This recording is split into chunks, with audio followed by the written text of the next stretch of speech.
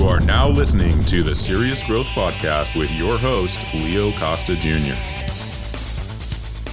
Yeah, buddy. You know who says that? Yeah, buddy. People that are in the bodybuilding industry knows that Ronnie Coleman, he loves saying that. Yeah, buddy. Yeah, buddy. Anyway, listen, what I want to talk about today is why 95% of trainers fail in the industry. And to be specific, I mean that they fail as a trainer. But before I do that, I want to go ahead and sort of talk about how I got into the business and eventually got into the business in a way in health and fitness that it became something that I competed at a pretty high level. And it really happened when I was an athlete all my life. And there came that one day where sports was not going to be a part of my life. I wanted to be a pro football player, pro baseball player, but, just like life, you just don't know how things are going to work out. I got hurt in football pretty bad. I ended up in a hospital with a collapsed lung, punctured lung, almost died from it. And I talked myself into thinking that that was a sign for me and that maybe it was time for me to get out of sports. It was heartbreaking because it was one of those things that when that's your childhood dream and that's all you want to do, I mean, it doesn't take a smart person to figure it out that when that's gone, that is devastating in some ways because, as you get older, you start realizing that most people don't live their dream when it comes to the kind of work that they do. Oftentimes you have to settle, because you got to pay bills, and it's just something that you're walking through life, just going to a job, but you don't have the passion. And when you have the passion for something, it's a game changer. And it's almost as if nothing else will be good enough.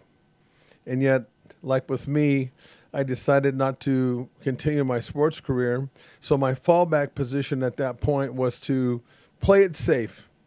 I'm just out of college, and playing it safe for me at that point was that we had a family dairy that was in the business for 50 years, and it was supposed to be left to the next generation. And I was one at next generation. And that's what I did. And, my gut told me when I did that it wasn't the right thing to do, but it was the only thing that I knew at that point, the safest thing that I could do to make money. So I ended up on a family dairy, and sure enough, in a few years, 3 or 4 years, I got married, had the kids, like a lot of people do, and I really started feeling like I made a huge mistake because going to work, I was that person. I didn't look forward to it. I did it, but it was like I just kept looking at my watch, couldn't wait to get off.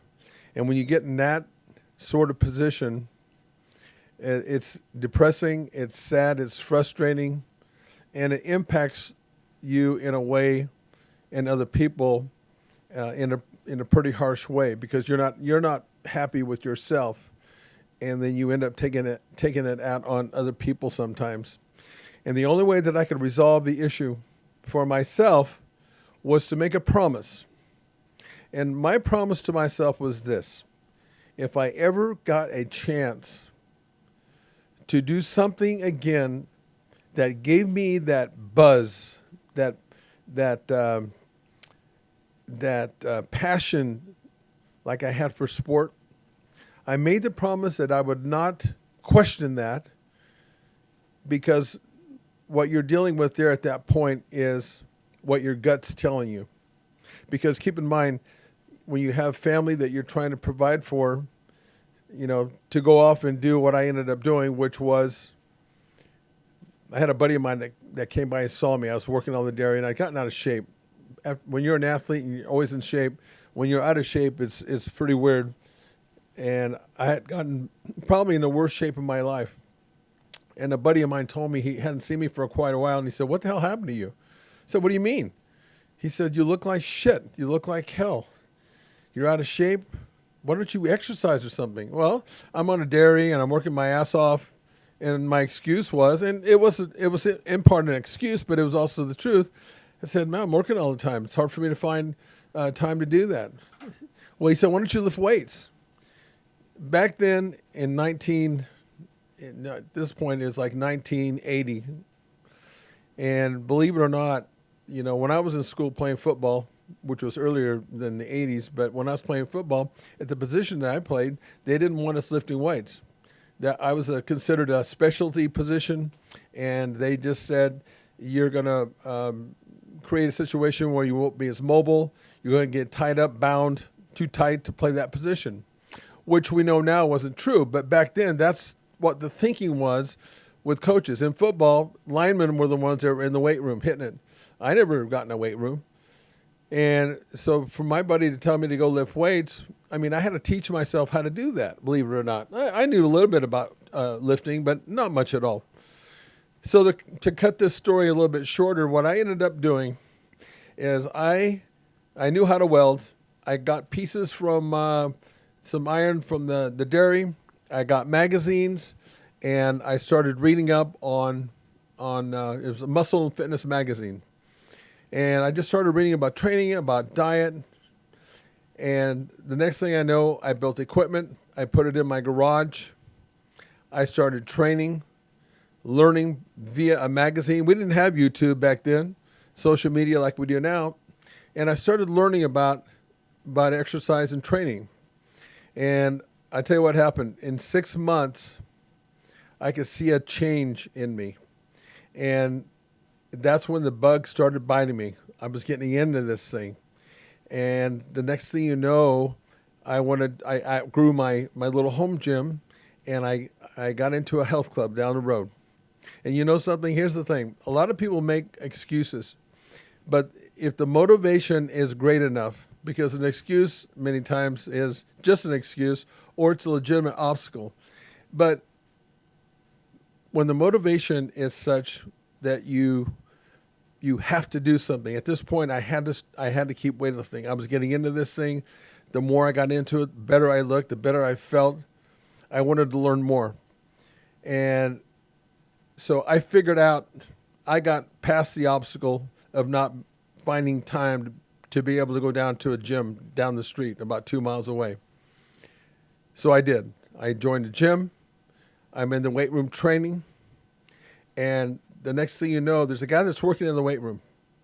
And that guy that worked in the weight room saw something in me because he saw how hard I worked. Because when I get into something that I have passion for, I get into this mindset that nothing can get in my way. Nothing can beat me. Nothing will beat me. I get like that, obsessed with it. And that's where I was when I was in that weight room. That person that was in the weight room, he was also a trainer. He was overlooking the weight room to make sure nobody got hurt. And he approached me one day, and he told me that I should think about competing in a bodybuilding show. And for him to tell me that was the furthest thing that I could think of myself doing. I mean, to get up in front of a crowd in a Speedo, basically, and then be judged on your body, that was a rough one. That was a tough pill for me to think that I could take. All right, let's take a quick break so I can tell you about our product. Do you want a bone-crushing grip? Good, because you're gonna get one with the amazing new TRX Gripper. It's a progressive grip builder with longer handles and a special ergonomic design that's like a dozen hand grippers in one. Start off easy and work your way up to quickly build your grip strength from wet noodle to pulverizing. The package includes a video from the world-famous strength coach, Dr. Russ Horine, the man who worked with Leo Costa to help bring you big beyond belief in the Bulgarian power burst. Dr. Horine shows you a simple and easy to follow workout plan that takes just minutes a day right from in front of your TV set if you want. So click on the link below and let's get started building you a stronger, firmer, bone-crushing grip. But, again, I had the motivation and I had the passion, and I took that leap. That guy that ended up getting me up on stage is still my business partner today. We connected. He helped me get ready for a show. And that's where it all began for me. I did my first show, and that's what changed my life forever. Because at this point in my life, I look back now, and I was actually in a crisis, a crossroad crisis. And we're all going to face crossroads in our life. It's not if, but when. But I was there, 27 years of age. I now had joined a gym, and I competed in a competition. After that show, I knew that I wanted to be a bodybuilder. I wanted to do that.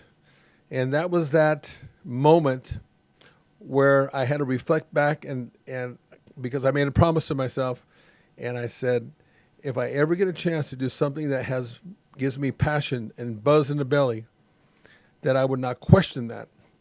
So you can imagine that, again, I'm married, so I go home to my wife at that point, and I said, I'm making a change in my life, in my work career. And when I told her that I wanted to not only be a bodybuilder, but that I wanted to start a personal training business, she thought I was out of my fucking mind. Because back then, in my town, this is around, again, 1980-ish, there was no one doing personal training. You could find a personal trainer like in the bigger cities like LA or San Francisco, but not in my town. And it was pretty funny because when I got into it, so I jumped and I got into it. She freaked out. We got past that part of it. And what I did to get myself started in the business is I got completely away from the dairy business. And at that time, my wife's father owned restaurants. I became a short order cook on the weekends and just on times that didn't interfere with me trying to build my personal training business. And again, when you have the motivation, you figure out ways. There's no excuse unless you can't physically or mentally do something, as far as I'm concerned. So I did what I had to do to make my dream happen. So I was a short order cook, and what I started doing, because I understood that when I was in the gym, people would ask me how I was training because I continued to train. They'd ask a lot of questions, and this is how I got the idea of becoming a personal trainer, because I was having so many people approach me when I was training. I thought, maybe I can do something with this. But I also did realize that I had to educate people in my town, because people thought when I told them I was a personal trainer, they asked me if I was an aerobics instructor. We had no personal trainers in town. So I'm like dealing with something that I was going to be climbing uphill on this thing, because nobody knew what a trainer was. Not only that, I didn't know what I should charge for something like this. I had no reference, no one to ask questions to. So what I did is I got some really good advice from somebody.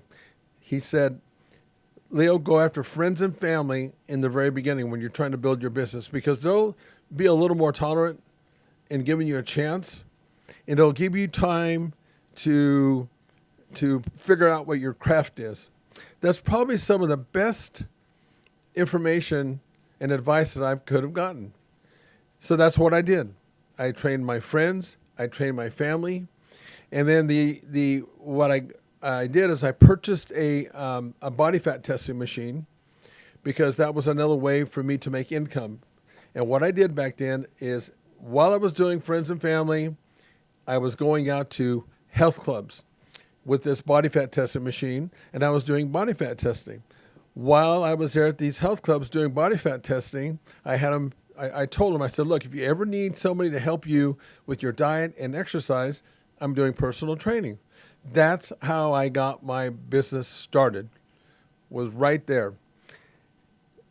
My dad once told me, and Einstein also said the same thing. My dad said, it's hard to replace first-hand experience. Albert Einstein said it in a way that true knowledge is through experience.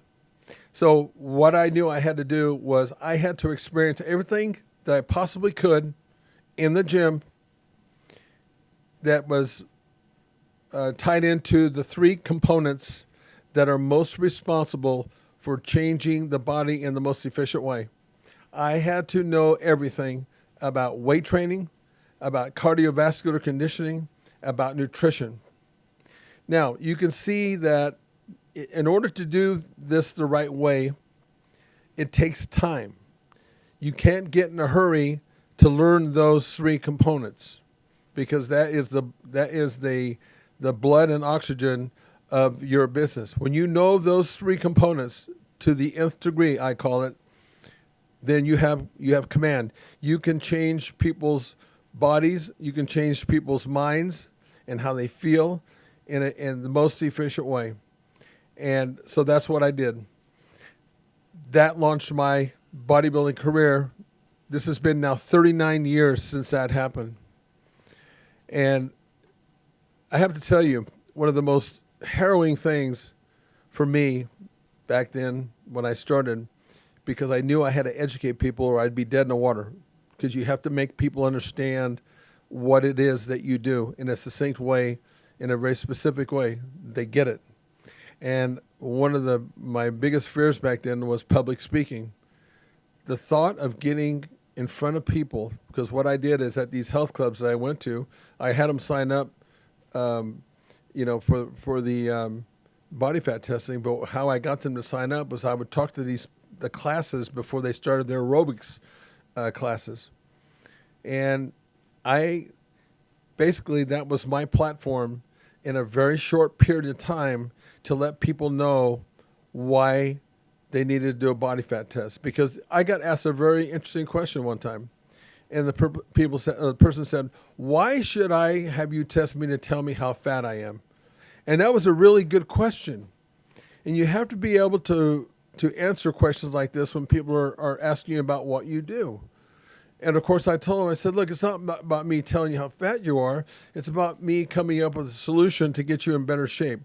And the body fat test is one of the things that I needed to do in order to help these people do that. So that's how my whole career got started.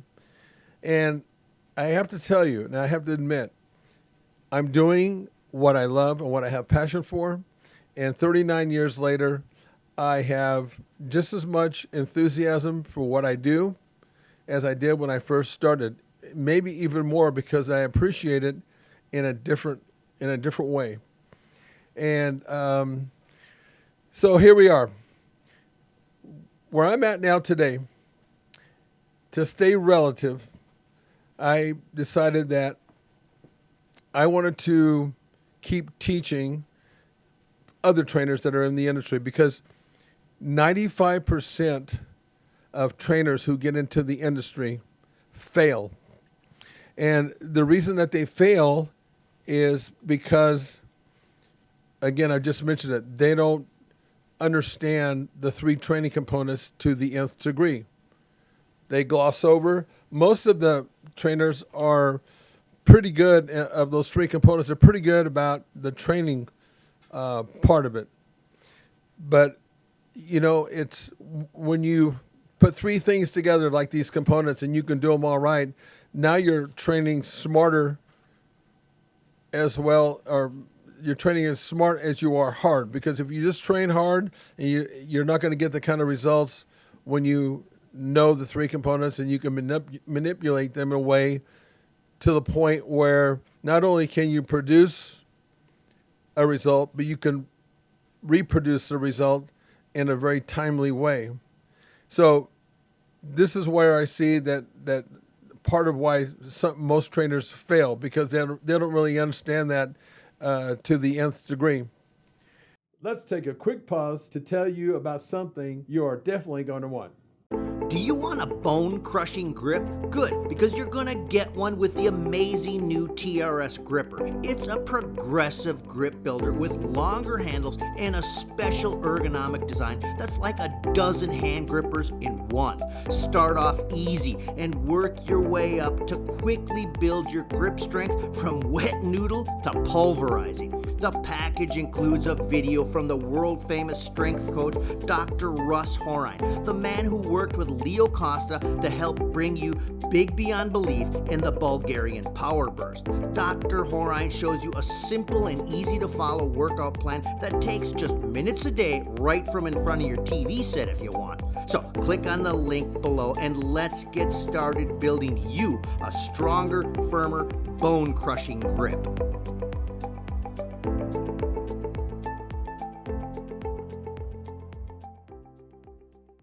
So in addition to understanding the three components to the nth degree, because again, you have to think about this when you're building your business.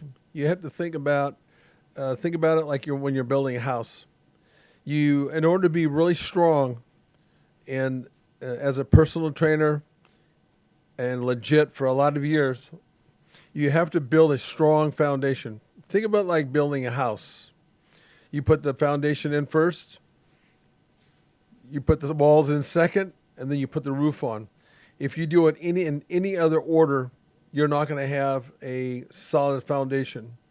And the foundation is the longest part of the learning curve of those three components. So I can't emphasize enough that accuracy is speed. Don't get in a hurry. Do it right, ideally, the first time. Take your time, understand it, and that'll serve you well as long as you stay enthusiastic about constantly learning, because keep in mind, things do change. And you have to be, in order to stay relevant, you have to be willing to make those changes. And most of us know that change is one of the most difficult things that we have to do at times. It's brutal. And you can be stubborn about it, but I can assure you that if you're not willing to at least be open-minded about learning and continually learning, you will be dead in the water at some point. The other thing that I noticed and have noticed quite a bit with trainers is, again, like I said, when I first started, I was the only one in my town. And compared to now, there's one on every street corner and on social media. And this is where I start finding the reasons, because there's always a reason why things happen, cause and effect. And there's a reason why 95% of the trainers are failing. And one of the reasons is most trainers don't treat their personal training job, their personal training business as a real business. So many of them it's a gig that they're doing. Because I've seen this. So many of them are aspiring actors, and what they're doing is personal training on the side. I'm not saying that's a bad thing, but, it's kind of like multitasking. Even though your body is very efficient and it's able to multitask, it's not the most efficient way to go about doing something. If you really want to get good, if you really want to become a master at what you're doing, you have to focus on one thing. And that's difficult. And again, I'm not saying that you can't do more than one thing, but ideally, you need to focus on one thing. So when you're an aspiring actor and you're doing personal training on the side, I think you would start to understand that because the emphasis is not on that training, it's more of a side gig than a job. And believe it or not, people can sense that. They feel that. When you're not 100% in, people can sense that you're not authentic, that you're not 100% there. And that's part of the problem in the industry. Treat it like a real job.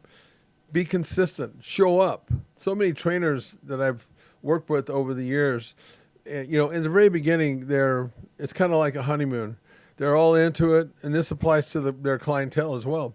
They're all into it, but once that honeymoon ends, just like in a relationship, this is where you find out who the real, legit trainers are. Because when a client comes in, they got fire in their ass, they're made this commitment. But you know something? People, very much like personal trainers, most people fail at their exercise program because they don't have a strong enough foundation to keep them going through. Listen, this is not always fun. There's work to be done in order to get a result, whether it's a bodybuilder who's trying to put on muscle to get to that stage. There's a lot of work that needs to be done. There's a lot of times where you're not having fun, but that's part of the process. And when you have a trainer who's legit, they are able to keep you on path. A good trainer is more than just a trainer. They are a psychologist. They are a coach. They're that person that is going to give you tough love when you're not performing or you're getting inconsistent. So in order to be able to do that, you have to have skill. You have to have tools as a trainer to keep that person going. And you can't train every single person the same. My coach and the great coaches will tell you that they have to learn how to adapt to the players that they have.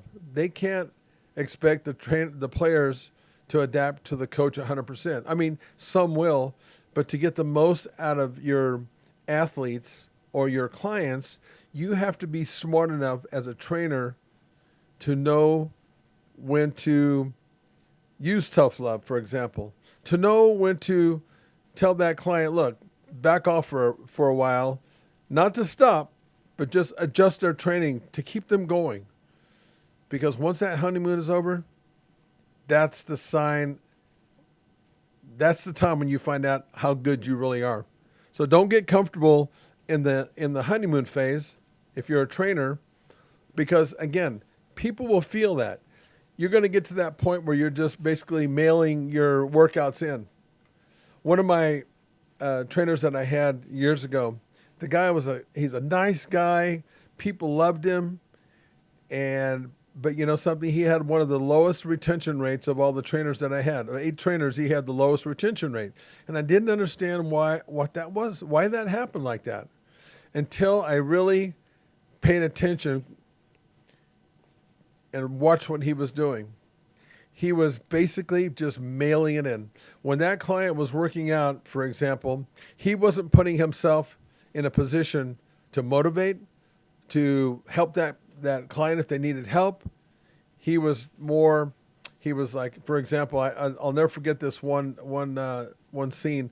The client was doing an incline chest press, and the trainer was leaning up against the dumbbells that were right across from the exercise that they were doing. Leaning back, hands crossed, and just being there, just not being a part of that client's workout, just being there. Why in the world would a client want to continue to pay for something like that? It's one thing if you're going into the gym where you're paying $25 a month, but when you're paying $20 a session and your trainer is showing that kind of interest in you or lack thereof, you're not going to have a client for very long. And he didn't. He had the lowest retention rate of all the trainers, and that was part of the reason why. The other thing that happens with client and trainer relationship is that the trainer gets into friend status with the client. And I'm not saying it's about building relationships, but there's a fine line there between a friendly relationship and a relationship where you have somebody who's in charge, the trainer, and the client who's coming to you for your expertise. And yet so many times I see trainers they get into the friend status, and then all of a sudden they lose control. That dynamic of who's in charge is gone. And again, these are all little things that I'm talking about that are the reasons why trainers can't make a full-time living. They're constantly working part-time. Don't let the client become the trainer. If you have to. Another example. I worked with a professional baseball player, came to me, and he needed my expertise. And yet this guy's making millions of bucks, and he basically thought that he knew more than I did about training, even though he came to me for my expertise. And I knew at that point that if I didn't get his attention, that I would lose that client, because he thought that I should be doing certain exercises for him, even though he came to me to help him get better and not only get more conditioned, but to be a better athlete on the field. So I used a technique that I call wipe the slate clean. I had to put this guy through a workout, and I did it on purpose. This is a part of tough love. I had to do it on purpose to where I made him sick. And I did it in a way that, because he always thought that he should be lifting more weight. And that's not the case when you're training athletes. There are times that you do, but there are a lot of different applications that you must use. One of them is explosive power movements, training movements, exercises to make him more explosive on the field. And this guy at this point, all he knew was strength training. That's not the most effective way. So what I did with him is I used very little or no weight. I was using body through space exercises, but I put him through a workout that made him sick. He threw up because of it. And after that workout, he said, you know what? I never knew that I could get this kind of a workout with the types of exercises that you put me through. And the exercises that I was using was specific to his sport. I got his attention. I wiped his mind clean. He knew just enough about weight training to think that he was the expert. I wiped the slate clean. Now I had somebody that I could work with instead of constantly questioning me. And I'm not opposed to questioning, and the trainer shouldn't be. But it gets to the point where you lose that control, and that's what I'm really talking about here. The other thing that needs to be done as a trainer is, first impressions are lasting. And when your client comes to you, usually the first interaction that you have with the client is they're coming to you for a consultation. A trainer who knows his stuff will understand that the initial part of that consultation, which should only last, mind you, about 4 to 7 minutes, the first part of that consultation is you as a trainer listening to the concerns and what that client wants. Too many trainers talk too much, and they don't have their listening ears on, and they're not understanding what that client really wants and really needs. So it's a fact-finding mission. Along the way, when that client is telling you what they want and what their concerns are, what I felt to be the best way to go about doing a consultation in 4 to 7 minutes is, when they're talking, address their concerns and come up with a solution right away. Now, think about what that does for that client. When they have their chance to express how they feel, maybe they have injuries, maybe they're insecure, and you're able to address with a solution along the way, that gives you credibility beyond belief. And that's the reason why it should only take 4 to 7 minutes to get that done. And yet I can remember when I first started doing consultations, it would take me an hour to do a consultation. And looking back, I realized that not only is my conversion rate, and was my conversion rate better doing a 4-minute consultation, I actually talked myself right out of the closing that client when I was doing an hour consultation. More is not better in most cases. But the only way that you can really do a consultation for 4 minutes or 7 minutes is when you really understand your craft. You have to understand what your unique selling proposition is. USP. I'm sure some of you heard about this. Unique selling proposition. In 25 words or less, you should be able to tell that client what makes you more unique or more qualified than the trainer that's probably about 2 or 3 blocks away from you. And if you can't do that, you really don't have an understanding of who you are as a personal trainer. And if you don't, what makes you think that client's going to turn over several $100s or even thousands of dollars to you? They're not. Even though you think that you're unique in that consultation, every other trainer thinks the same way. It's very competitive. You don't have a lot of time to be able to convince somebody that you don't know to hand money over to you. And rest assured, in a consultation, if somebody leaves that consultation, Even though they're going to say, well, I'm just going to go think about it, 50% of the time, they won't come back. It's probably higher than that, but at least 50% of the time, when that client leaves that consultation, you've lost them. Your window is very small. You got to know your stuff to be able to convince people that you're the person.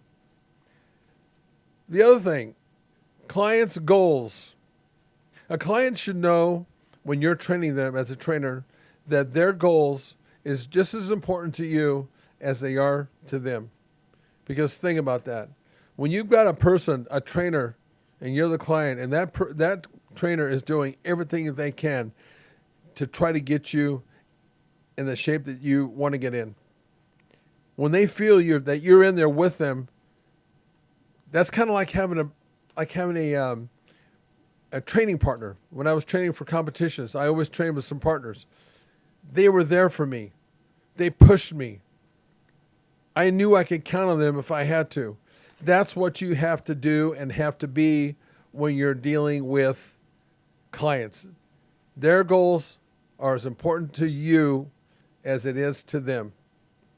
And if you get to that point and you're consistent about that, because consistency is a big problem, not only for clients, but also for trainers. Again, as I mentioned to you, once you get past that honeymoon phase, that's when your job really kicks in, because it's hard to be consistent day in and day out. As a bodybuilder, the goal is to, when you go into the gym, to make every set, every rep count, not taking any sets off or any reps off, and to be able to come in and do that day in and day out. It's the same thing for a client. It doesn't matter when a client comes in, if you're, as a trainer, if you're having a bad day. It doesn't matter. And so many times, trainers wear their feelings on their sleeves, which impacts the client. It should never be that way, but it's easier said than done. Discipline is a very difficult thing. Once the motivation is gone, no matter what it is, you're going to have to rely on your discipline, because the motivation is not always there. And you'll find that with clients that come see you. They're going to have bad days. If you're a legit trainer, you know how to turn a bad day into a good day, a great day. Think about that. If you can make a client feel productive each and every time, which is difficult, each and every time, you don't think they're going to come back to you? They want to be in that environment. You have no idea how much you're impacting that client on a daily basis, because when you're training a lot of people a day, sometimes you lose sight of that. And you forget that you're impacting each and every one of those clients in a certain way. And that should be your goal. All right. So now, how do you sustain and build a clientele? Because one of the hardest things to do is actually launch your business, kind of like an airplane. 80% of the energy in a flight is actually on takeoff, if I got that right. And it's the same thing when you're launching a business. And one of the things I learned was this: you first take care of the client that you have in front of you. If you do that, if you discipline yourself to do that, that client's going to tell 5 people about you. If they're unhappy with you, they're going to tell 10 people they're unhappy with you. So think about that dynamic. So if you take care of that client, each one of your clients, and they're happy, you can see that you can build a clientele from the inside out. It's called leverage marketing. You don't have to go out here and spend a bunch of money on external marketing, running ads in the paper. I know social media now changes that dynamic with newspapers, but still, it's the same idea. When you have a happy client that you've worked with, you're going to get it's word of mouth. Goes right back to word of mouth advertising. That's the strongest way for you to build your clientele. I call that inside out marketing or leverage marketing. And I tell you what, we're going to end it up right here. And this will create a situation that will, in the minds and in the eyes of clients that come to you, will give the idea and the impression that you stand behind what you are professing to them. Don't be afraid to do two things. Don't be afraid to give free workouts. So many trainers are afraid of that. And the ones that are afraid to do that are the ones that are insecure about their own knowledge. Because here's what I've learned. I give free workouts. I've given anywhere from a week to a month. I don't care. Because what I normally do is I tell the client, look, when you come in here, I'm going to give you a free week so you can test it out. And if you join, there's no strings attached. If you want to come in and use a free week or free month, because I've done the same with both. If you like what I do with you, by the third visit, and you sign up by the third visit, even though you have a week, I'm going to give you a promo rate. 80% of the time, it doesn't matter if the client has gotten a week of free workouts or a month. 80% of the time, I sign those people up.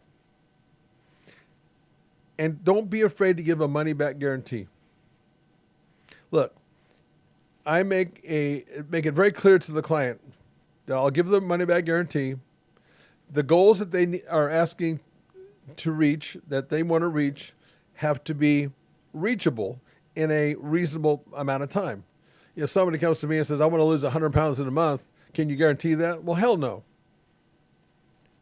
But if it's reasonable, I tell the client, as long as you participate, as long as you're there, you as a client have to be a part of the process.